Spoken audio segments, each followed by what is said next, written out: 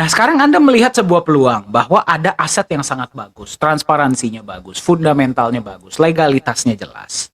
Saya punya peluang sekian untuk bisa punya sekian banyak Nagaya. Setelah itu Nagaya akan masuk ke platform exchanger. Mungkin saya masih bisa beli, mungkin tidak. Setelah itu pun saya masih akan mesti bersaing dengan orang-orang seluruh dunia. Setelah Nagaya sudah dibeli sudah habis 45 juta supply yang akan kita lepas, ya berarti Anda harus tunggu Nagaya berada di tahap di mana Anda bisa beli.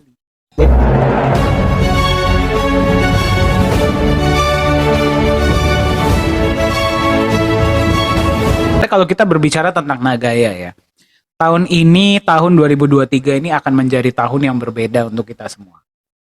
Ya.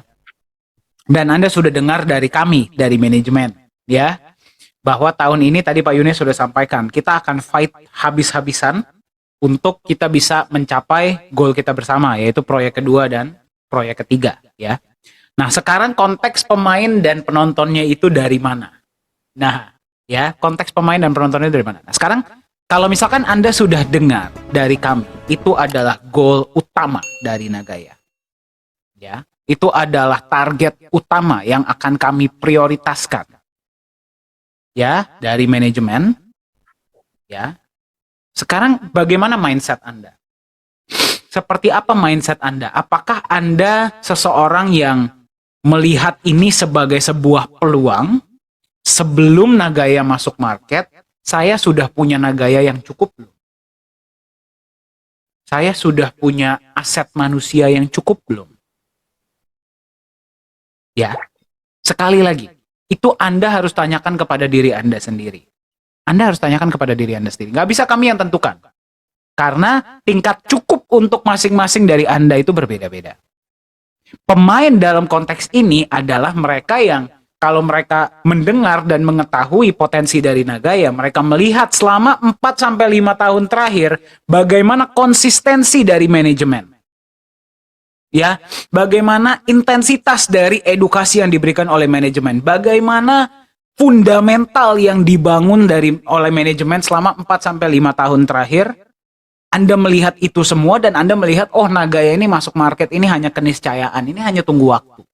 Anda melihat itu sebagai peluang atau tidak? Kalau Anda melihat itu sebagai peluang, apa yang akan Anda lakukan? Anda akan menjadi seorang pemain. Berarti Anda akan aktif berkontribusi. Aktif berkontribusi dalam tahap ini dalam bentuk apa? Yang pertama, Anda cukupkan Nagaya Anda.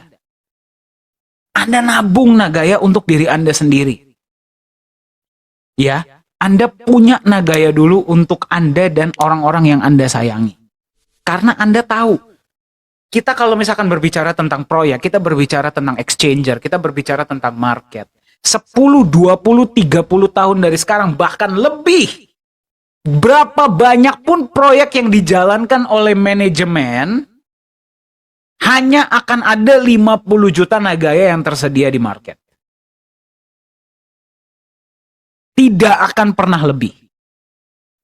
Ya, jadi kalau nanti setelah Nagaya sudah habis, harga Nagaya meroket berapapun ya, Anda nggak bisa berkemah di depan kantor kita di Singapura selama 1 hari bilang, Pak Dani, Pak Yohanes, tolong dong ditambahkan Nagaya jadi 51 juta. Nggak bisa Bapak Ibu.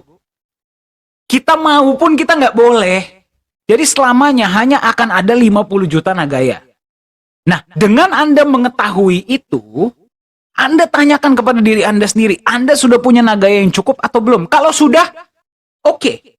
Karena Anda yang tahu, Anda yang mengetahui, Anda sudah punya cukup atau belum. Itu yang pertama. Yang kedua, Anda sudah memberikan kontribusi untuk membagikan informasi ini kepada orang lain belum? Ya, sekali lagi, Nagaya ini dibuat untuk semua orang, tapi banyak orang yang masih belum mengetahui tentang Nagaya. Oh, kita mulai dari keluarga kita dulu deh.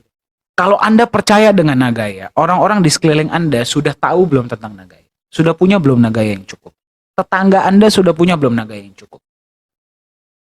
Ya, kalau sudah, apa yang akan Anda lakukan untuk negara Anda? Misalkan Anda di Indonesia atau Anda di Malaysia, negara Anda sudah punya belum Nagaya yang cukup?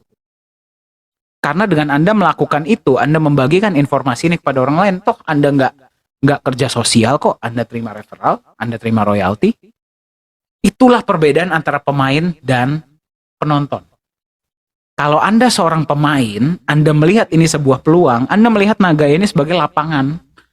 Ya, pasar ini, market yang sekarang, ingat ya, kalau ada orang yang bilang Nagaya belum masuk market, saya nggak setuju. Karena Nagaya sekarang sudah ada di pasar. Anda sudah bisa beli, Anda sudah bisa jual, itu namanya pasar bukan? Cuman untuk masuk platform exchanger ya memang masih belum. Itu saja bedanya. Ya, nah sekarang Anda melihat sebuah peluang bahwa ada aset yang sangat bagus, transparansinya bagus, fundamentalnya bagus, legalitasnya jelas. Saya punya peluang sekian untuk bisa punya sekian banyak Nagaya. Setelah itu Nagaya akan masuk ke platform exchanger. Mungkin saya masih bisa beli, mungkin tidak. Setelah itu pun saya masih akan mesti bersaing dengan orang-orang seluruh dunia. Setelah Nagaya sudah dibeli sudah habis 45 juta supply yang akan kita lepas. Ya berarti Anda harus tunggu Nagaya berada di tahap di mana Anda bisa beli. Anda sudah punya Nagaya yang cukup belum? Anda tanyakan kepada diri Anda sendiri. Ya, bukan kita yang bisa menjawab. Nah, perbedaannya dengan para penonton adalah mereka tahu mereka belum punya Nagaya yang cukup. Atau mereka tahu mereka belum punya aset manusia royalti yang cukup. Mereka tahu nih ya, sekali lagi yang tahu itu Anda, bukan saya. Saya nggak bisa tentukan berapa yang pas untuk Anda. Mereka tahu mereka belum cukup, tapi mereka nunggu. Menonton jadinya. Ya, menyaksikan apa yang sedang terjadi.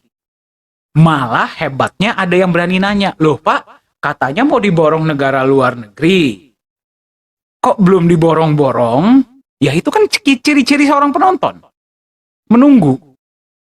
Menyaksikan. Ya, pertandingan di depan mata dia menyaksikan, dia menonton keseruan yang terjadi. Maksudnya begini, ya. Jangan sampai kita para holder di Indonesia itu mengharapkan ya penjualan terjadi justru lebih besar di luar. Nah, begitu kejadian kita kan gigit jari semua.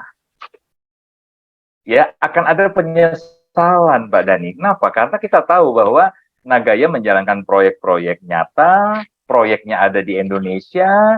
Jangan sampai proyek yang kita jalankan itu sumber daya alam kita, sementara yang menerima atau menikmati benefit berupa profit sharingnya justru kawan-kawan di luar negeri.